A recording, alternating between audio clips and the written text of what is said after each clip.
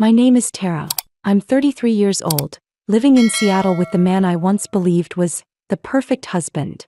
But one night, while pretending to sleep, I saw him kneel on the bedroom floor, pry open the wooden panels and pull out a metal box.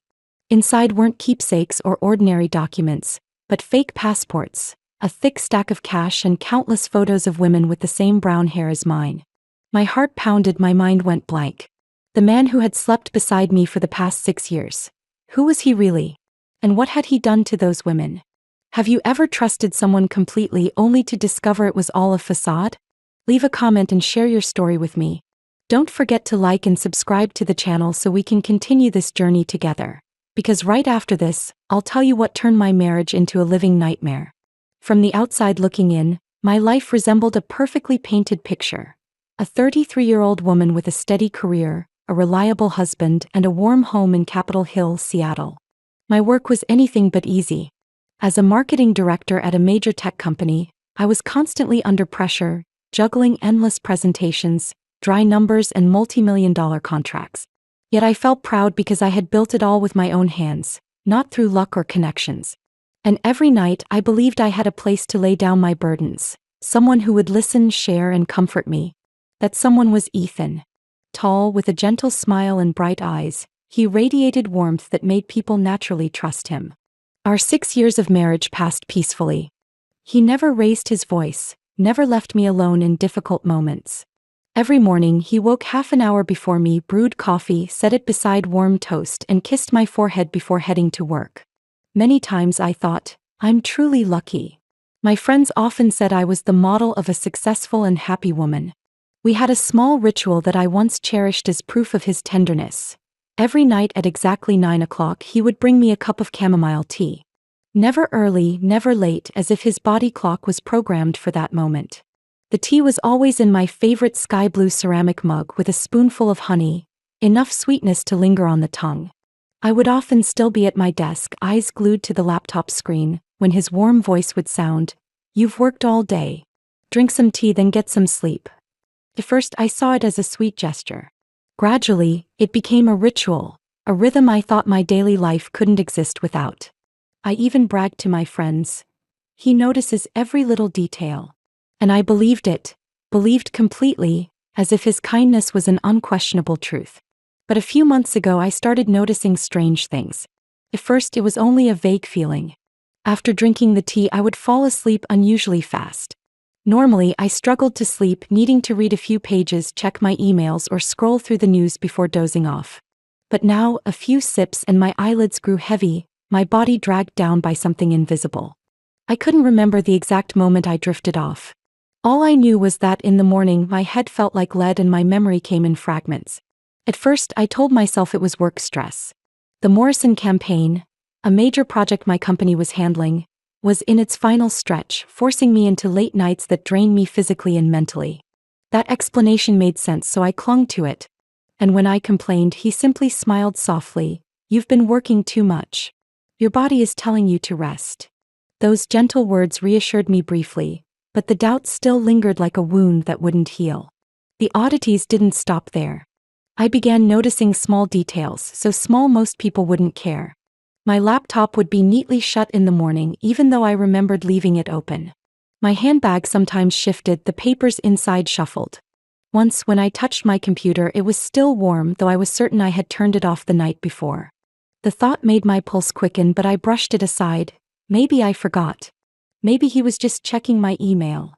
I kept trying to find logical reasons, forcing myself to believe the man I had lived with for 6 years couldn't possibly be hiding anything. One morning I asked casually, "Did you touch my laptop last night?" He looked up from his newspaper, his tone calm. "No." "Why do you ask?" "Oh, I must have forgotten to close it." He smiled, handed me my coffee. "You've been overworking. You need more rest." That reply should have calmed me. Instead it sent a chill through me. Something in his eyes, in the way he answered too quickly, made me feel as if I had stepped backward into darkness. The nights went on the same. I drank the tea, fell into a heavy sleep, and woke groggy like someone had pressed a switch in my brain. I began to fear the very ritual I once saw as love. Fear the faint bitterness under the honey. Fear the way his eyes studied me too closely with each sip. Fear the moment I lost control, slipping into the void where memory vanished. One evening I joked, "I sleep like the dead. A thief could break in and I'd never know." He set the cup down, smiled lightly, "Good thing I'm here to protect you." Sweet words, but they sent goosebumps crawling over my skin. Alone in my office, under the dim yellow light on the wooden desk, I started recalling the small things I had ignored. The mornings he was up early, dressed sharply, though he usually slept later than me. The times he asked unusually much about the Morrison project, his eyes glinting with something I couldn't name. The nights he claimed late meetings, returning hours past midnight with a face too calm. All of it pieced together into a picture I didn't want to believe. A seemingly perfect marriage concealing crooked edges.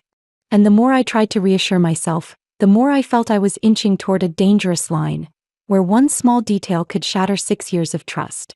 I started paying attention to the tea's taste.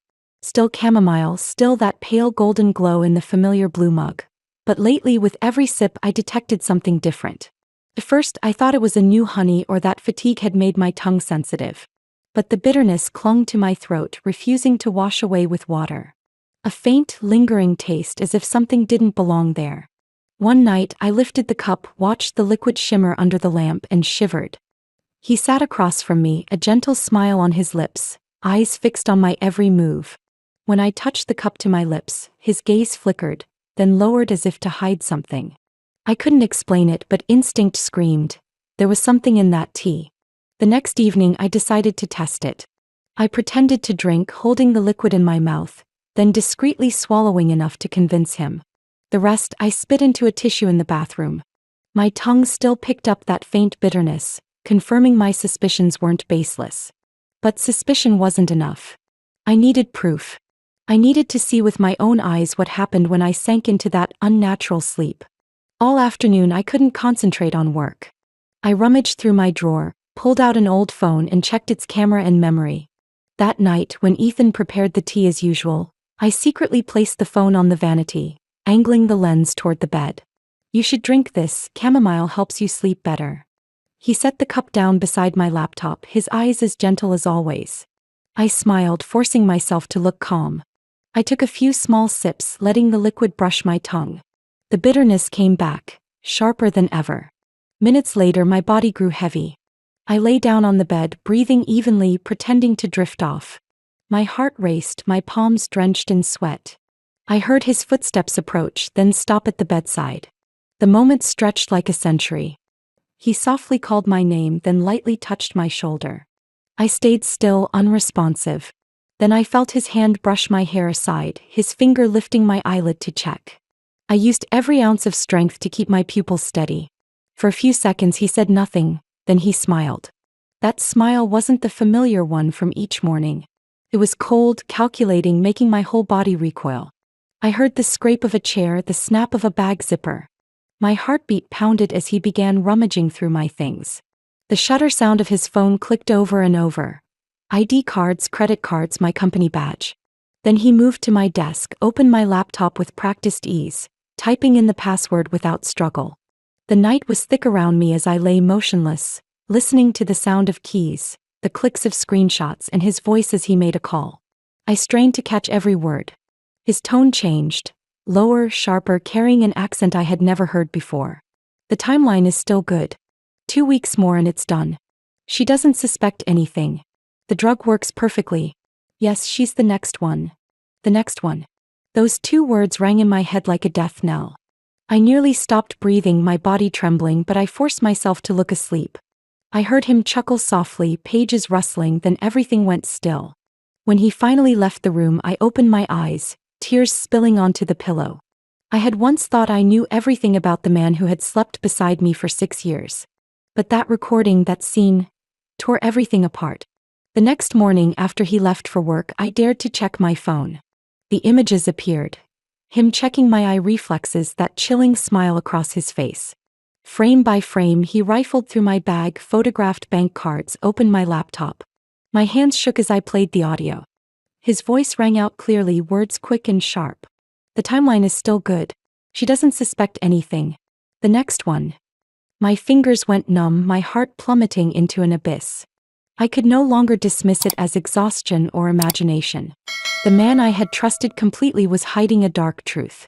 After watching the entire horrifying video on my phone, I couldn't sit still. My heart thudded wildly, my hands trembling, those two words echoing in my mind. The next one. I needed someone to hear me, someone who would truly believe me. And the first name that came to mind was Kelly. Kelly had been my best friend since college, one of the few who truly knew me. She was strong, straightforward, not easily shaken. Over the years, even with our busy jobs, we still met at least once a week at a small cafe downtown. It was there I decided to open up. That day when I walked in, Kelly was already seated in our usual corner, her blonde hair tied high, her face immediately clouded with concern when she saw me. "What happened to you? You look like you've been through a nightmare," she said, pushing a cappuccino toward me. I sat down, hands clenched tight. Tears welled up and I had to fight to hold them back. "Kelly, I think Ethan is hiding something terrible. Maybe worse than I ever imagined." She stared at me, her brows knitting. "What do you mean? Don't circle around it. Tell me straight." I took a deep breath, then handed her my phone, trembling as I opened the video from the night before. On the screen, Ethan appeared, cold eyes, his hand testing my reflexes, that chilling smile that froze the room. Kelly covered her mouth when she saw him rifling through my bag, snapping pictures, opening my laptop like a stranger. When she heard the words on the recording, "The timeline is still good. The next one," she gasped. "Oh my God." Moments later, Kelly set the phone down hard on the table, her eyes grave. "This isn't some small matter. This isn't just betrayal, Tara. This is a crime." "I know. But I don't understand. Why? He already has everything. Why would he do this?" "Maybe because the man you call Ethan doesn't exist." Her words stunned me. "Doesn't exist? What do you mean?" Kelly leaned closer, lowering her voice. "Tara, have you ever checked his past? His degree, work history, family? Do you really know who he is?" I opened my mouth to answer, but nothing came. 6 years together, I had never questioned what he told me. Graduating in software engineering from Portland, working at a software company in Seattle, parents gone long ago. Everything sounded plausible and I accepted it as truth. Kelly pressed on. "I have a cousin in law enforcement. If you allow me, I'll ask him to run Ethan's identity. At least the basic data in the system." I hesitated, then nodded. The truth, no matter how painful, had to be uncovered. 2 days later, Kelly called me at the office. Her voice trembled, a rare thing for someone like her. "Tara, I've got news. We need to meet in person. This isn't something I can say over the phone." That afternoon, we met at a park by the Willilt River, a quiet place. Kelly brought a thin file. Sitting on the bench, she laid it on her lap, her eyes heavy. My cousin checked. Ethan's records. Start 7 years ago. Before that, nothing.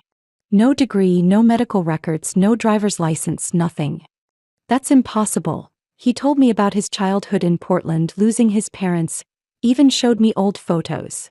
Kelly shook her head firmly. All his social media accounts were created at the same time, 7 years ago. Facebook, LinkedIn, Instagram. All of them. Nothing before. Don't you see? He built an entire false identity. It felt like the ground crumbled beneath me.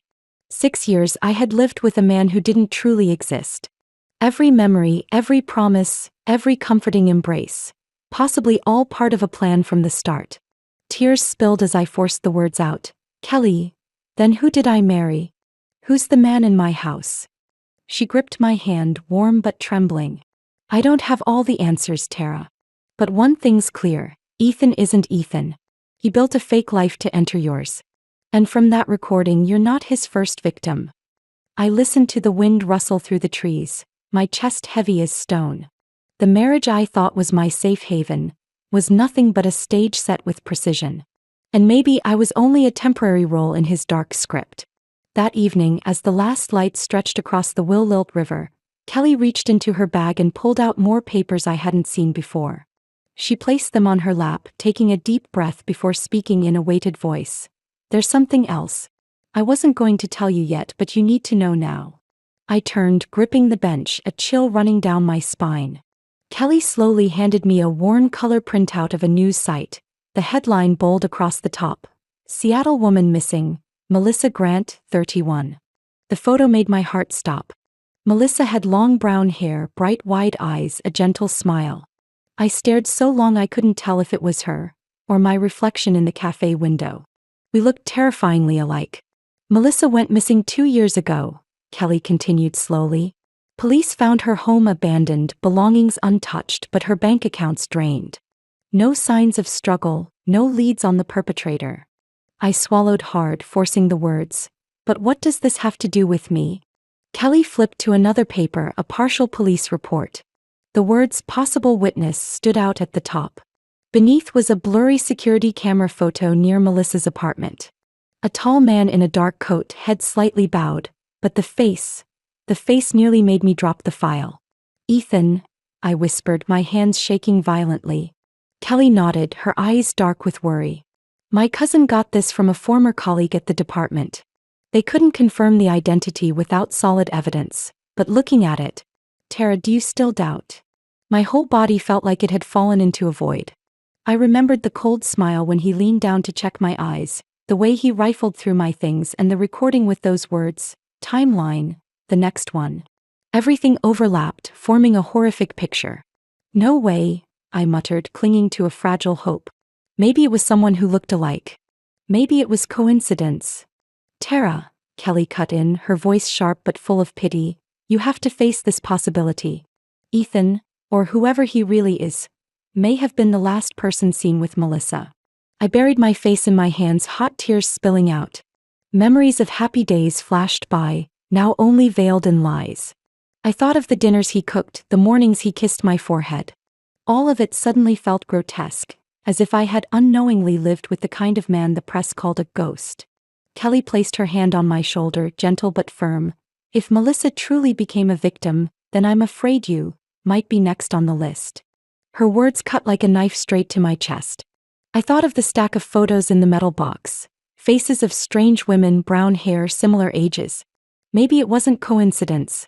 Maybe they had all once been the perfect wife in his eyes, until they were replaced. "Kelly, what should I do?" My voice broke. "First, stay calm. Don't let him suspect you know the truth. I'll keep asking my cousin to dig deeper. But Tara, from this moment on, don't drink anything he gives you. Do you hear me?" I nodded unconsciously, throat dry as sandpaper. Melissa's image haunted me. He once had a life, friends, a job, dreams. Just like me. And then one day, everything vanished without a trace. On the way home, Seattle glowed in the golden lights of small shops, but nothing felt familiar anymore. The streets I had walked 1,000 times now seemed like a terrifying maze. I wondered, had Melissa once walked beneath these same lights, believing she was loved before everything collapsed? When I arrived home, Ethan was sitting on the sofa, smiling. "You're late." I was worried. I looked at him, my heart hammering. Before me wasn't the gentle husband anymore, but the shadowy figure in that police file photo. I forced a weak smile. "I got stuck in traffic." He tilted his head, studying me, his eyes scanning my face. "Are you okay? You look a little pale." I swallowed hard, answering briefly, "I'm fine." He stood and walked into the kitchen. The kettle whistled, the faint scent of chamomile drifting through the air. I clenched my lips, my hand trembling on my lap, but I had to pretend nothing was wrong. Because now, if he suspected even a little, I might not have another chance to sit here and tell the rest of my story. I couldn't sleep after learning about Melissa Grant. The kettle's whistle, the scent of chamomile, his gentle smile when placing the cup down, all of it carried the ghost of something dreadful. I sat in the living room nearly until dawn, clutching the phone that held the video. I knew I couldn't keep this secret alone any longer. The next morning, when Ethan left early claiming a last-minute meeting, I immediately called Kelly. Her voice came through worried. "Tara, you can't let this drag on. You have to go to the police now." The thought of handing over the evidence made me feel both relieved and terrified. What if they didn't believe me?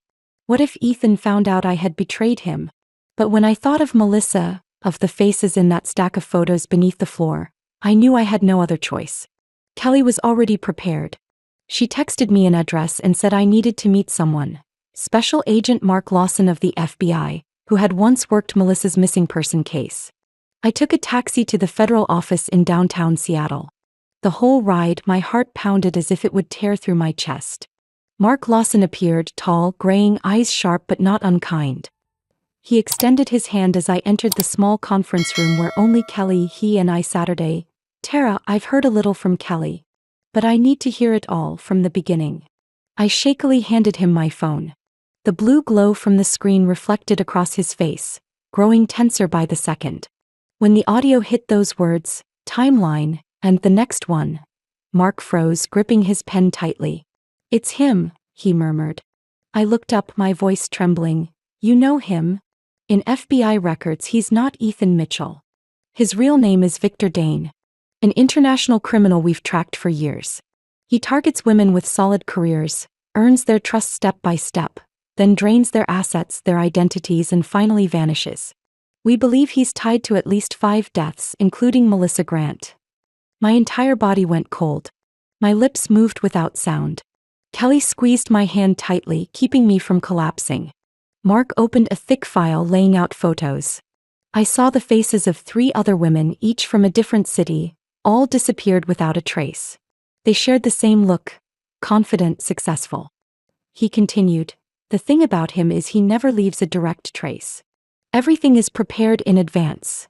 Fake IDs, bank accounts, driver's licenses, social media, all created at least a year before he approaches the target. When the victim disappears, it looks like they left on their own. That's why we've never had enough to charge him. I whispered, and me? What am I in his plan? You're the next victim. But this time we have a chance to stop him, if you're willing to cooperate. I recoiled, heart racing. You mean, I have to be the bait? He nodded. We need live evidence, his confession, direct action. Hidden recordings alone won't hold in court. But if you pretend to still trust him, still drink the tea, still fall asleep, we can monitor and catch him in the act. I was horrified.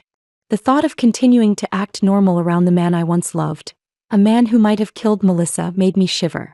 I shook my head. I don't know if I can. Every time I look at him, I feel haunted. I'm afraid if I slip up, he'll kill me on the spot. Mark placed his hand on the table, his voice low but firm. I understand your fear. But trust me, we won't let him touch you. My team will monitor around the clock. We'll have people in the neighborhood, listening devices in place. At the first signal, we'll act. Kelly turned to me, her eyes full of resolve. Tara, you have no way back. If you let this go, he'll disappear again. And there will be another Melissa. Her words cut through me. I remembered Melissa's face in the paper, her bright smile frozen in time. If I stayed silent, my name could be listed beside hers in a place no one wanted to see. I wiped my tears quickly and nodded. Fine. I'll do it.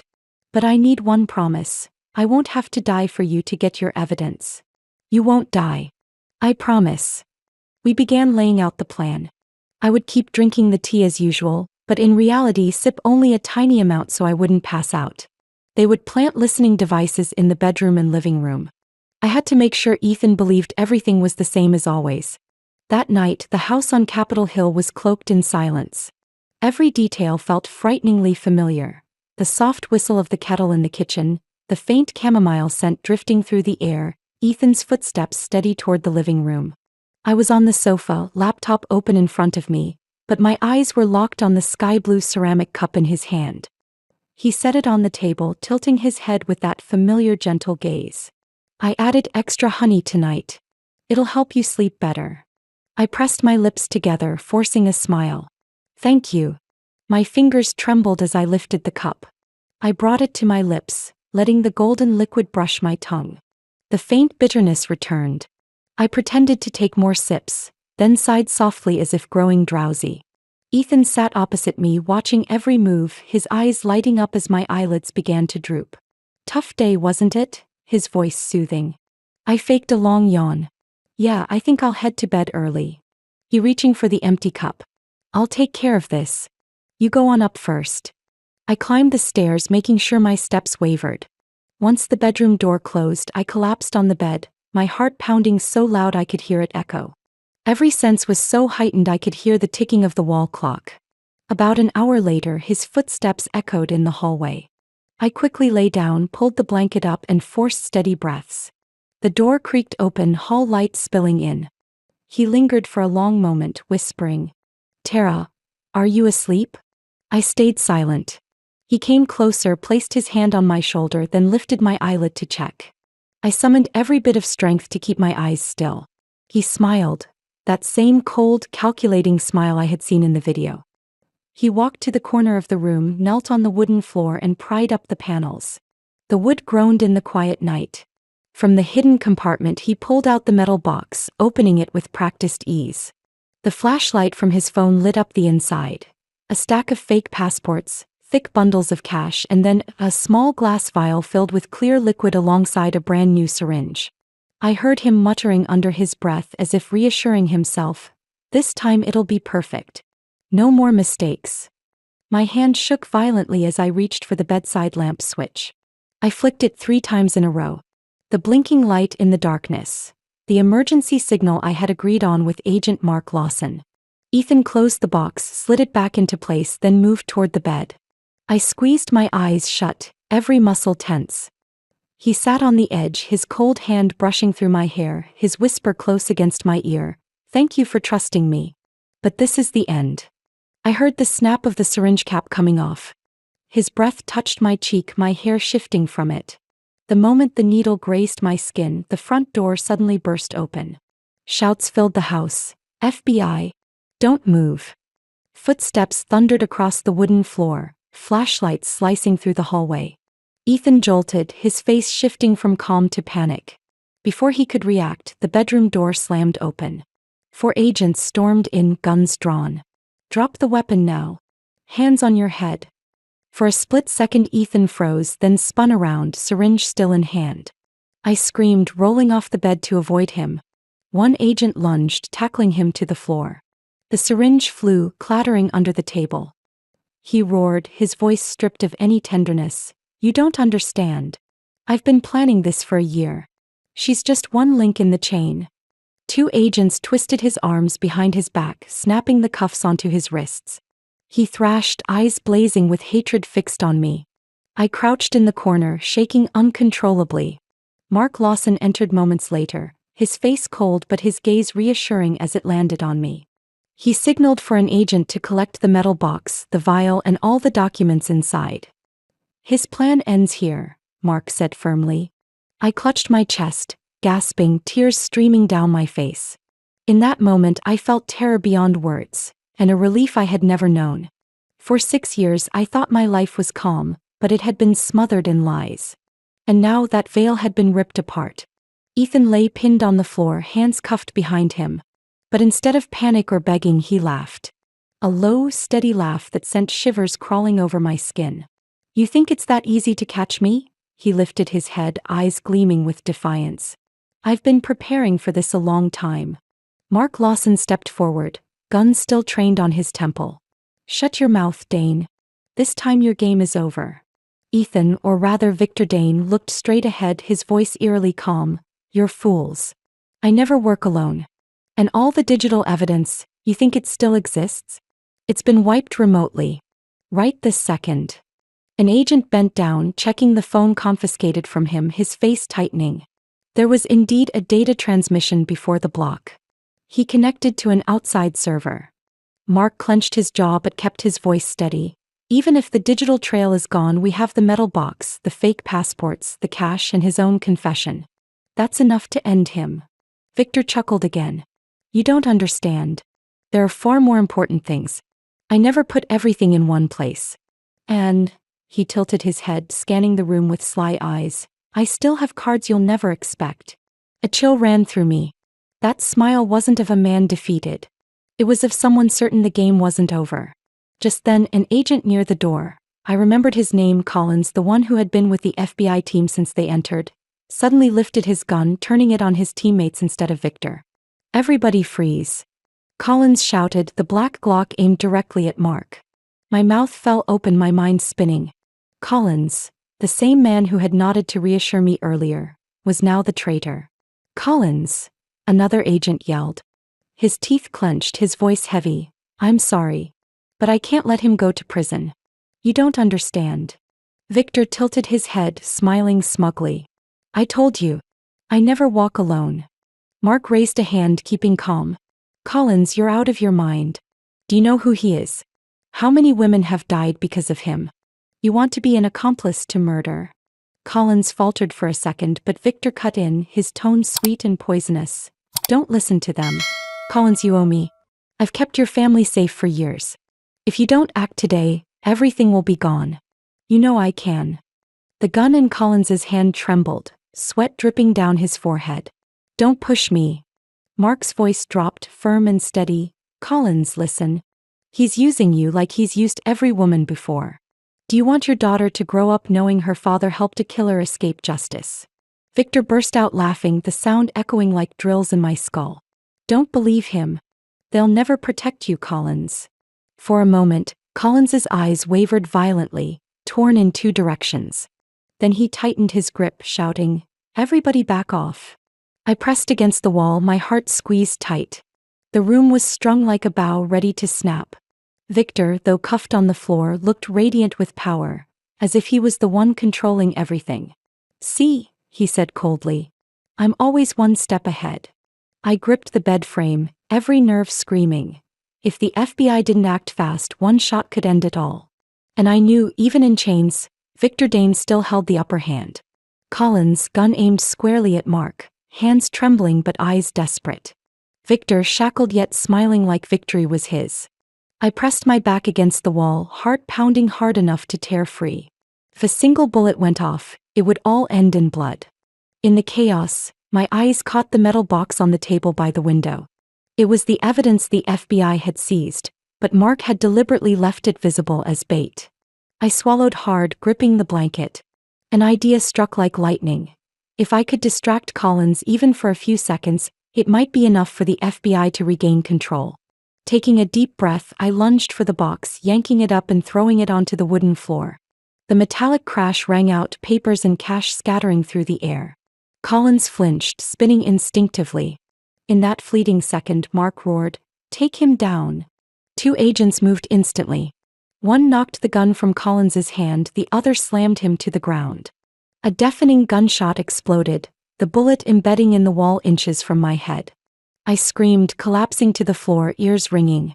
But in that terrifying moment, I saw Collins's arms twisted behind his back, the gun skidding away. Victor howled, thrashing so violently it took two agents to pin him. He turned his burning eyes on me, spitting fury. "Stupid woman. You ruined everything. You think they can protect you?" Mark pressed his gun to Victor's temple, his voice like ice. "The game's over, Dane." There was no other way.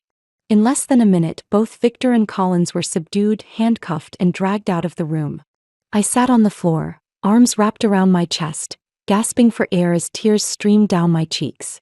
Everything had happened so fast I could hardly believe I was still alive. When the room grew quiet again, Mark turned to me, speaking gently, "You saved the whole team tonight. Without your bold move, Collins would have pulled the trigger." I trembled, lips quivering. I didn't want anyone else to die because of him. The metal box was placed neatly on the table. An agent wearing gloves opened it, pulling out each item one by one. First was a thick stack of cash, over $50,000, bound with rubber bands. Then came the passports, each with a different name but all bearing Victor's face. The room fell silent as the agent pulled out thin folders, each clipped with photos of 4 women. Melissa Grant from Seattle, Rachel Moore from Denver, Sofia Alvarez from Phoenix, and Linda Cho from San Francisco. All followed the same pattern: mysterious disappearances, open cases, killers never found. I sobbed when the agent finally pulled out a thick stack of papers. On the cover, scrawled in black ink, stood the words, "Final Cleanup, Tara." Mark flipped through the pages. Inside were dense notes. My work routines, meeting schedules, bank accounts, even small details like my office door code, laptop password, and my preference for morning coffee. And at the very end, a line that made my blood run cold. "Thursday, finish. No witnesses." I clapped my hand over my mouth to stifle a sob. Never had death felt so close, scheduled as if it were just another task to complete. The trial took place 8 months later. I sat in the witness stand, my heart tightening as he walked in, prison orange replacing the crisp shirts I once knew. Gone was the sweet smile. His face was hardened, his eyes still arrogant, daring everyone in the courtroom. The prosecutor laid out each piece of evidence. The fake passports, the cash, the missing women's files, the recording of his late-night call, and most damning, the final cleanup Terra plan. The courtroom held its breath. Families of Melissa, Rachel, Sophia, and Linda were present. Those women were gone, but the truth of their deaths was finally revealed. Victor's lawyer fought back, claiming the evidence was only circumstantial, that there were no bodies, no direct witnesses. But the prosecutor answered coldly, when a man creates a plan down to the very minute to end his wife's life, when 4 other women vanish under the same pattern, when he is caught red-handed with a syringe of poison, this is no longer circumstantial. This is murder. The courtroom stood still as the judge struck the gavel, sentencing Victor Dane to life without parole. Collins, the traitor in the FBI ranks, was sentenced to 20 years for conspiracy and treason. As people filed out, I remained seated. The victims' families came to me one by one. Melissa's mother, her hair pure white, gripped my hand, her voice trembling. My daughter will never come back. But at least, thanks to you, we have answers. I embraced her, tears blending with hers. The father of another victim placed a hand on my shoulder, speaking only one word: thanks. In that moment, I understood that what I had endured wasn't just survival for myself. It was justice for souls buried in the dark for years. A year later, I no longer lived in the wooden house on Capitol Hill. That house had become a monument to nightmares, and I knew I couldn't stay there. I moved to San Diego, starting a completely different life, where warm sunlight and the ocean's blue seemed to soothe wounds no one could see. At first, I barely slept. The sound of a kettle boiling or even the faint scent of chamomile tea made my body seize up, my heart race. It took months of therapy, countless sessions with specialists, to learn how to separate present from past, memory from trauma. Slowly, I found peace again. I not only healed but also discovered a new path, joining the FBI Victim Services Division. They invited me to work as a consultant and speaker because my story had become known in the fight against identity crimes and romance fraud. At first, I hesitated. I only wanted to forget, to bury it all. But then I realized, if I stayed silent, other women might suffer the same terror I once did. So I said yes. On my first day stepping onto a stage in Washington, D.C., my hands shook. Before me were hundreds of faces: victims, experts, officers, and those who wanted to learn how to protect themselves. I told everything, from the sweet chamomile teas I once thought were signs of love, to the chilling moment I discovered I was the next one in a deadly chain. At times my voice faltered, trembling. But every time I looked up, I saw someone nodding, tears rolling down their cheeks, and I knew they understood. They had lived scars like mine, maybe worse. Afterward, a woman in her 50s hugged me tightly, whispering, "Your story made me believe I'm not alone." Moments like that convinced me I had chosen the right path. Life in San Diego gave me a freedom I'd never known. I rented a small ocean view apartment, waking each morning to the sound of waves. I learned to make my own coffee, a simple habit, yet a declaration of independence. No one else decided my sleep or my meals anymore. Sometimes seeing couples holding hands still made my heart ache. 6 years of love and betrayal left a hole, and I didn't know if I'd ever have the courage to open my heart again. But I wasn't in a hurry. I had learned that happiness didn't have to depend on someone else. Happiness could come from breathing, living, and choosing my own path. That June, I spoke at an international conference on cybercrime and identity fraud in Los Angeles. Reporters attended, and later the press called me the woman who turned truth into justice. I didn't care for the title, but I knew it carried an important message. Trust your instincts and don't ignore unusual signs in marriage or relationships. One evening, after finishing a talk in San Diego, I walked along the California shore. The sunset painted the sky red, the waves whispered against the sand, the ocean wind tangled my hair. I stopped, staring at the horizon. A strange mix of sadness and peace rose inside me. I knew the scars would never fully disappear. But I also knew that from those ashes I had stepped out again, stronger, prouder. I stood still by the sea, watching the sun bleed into the water, with an indescribable calm in my chest. I had walked through darkness, through nights of fear, only to realize that it was faith, in myself, in justice, that kept me alive. Every time I look back, I wonder, how many out there have ignored small but unusual signs in a relationship, believing love alone could cover them? How many have felt lost in a home that seemed perfect, but deep down knew something was wrong. If you have, I hope my story serves as a reminder. Listen to your instincts, don't fear asking questions, and never dismiss what makes your heart uneasy. A cup of tea, a glance, even a small routine. Sometimes they are alarms for an entire life. I would love to hear your thoughts. Have you ever faced a moment when you realized the truth behind a relationship? Share your story or perspective in the comments so together we can find strength and understanding. If this story touched you, don't forget to like, subscribe, and hit the notification bell so you won't miss other stories about family, love, and life. Each story carries a message, and maybe one day the next one will be what you need to light your path.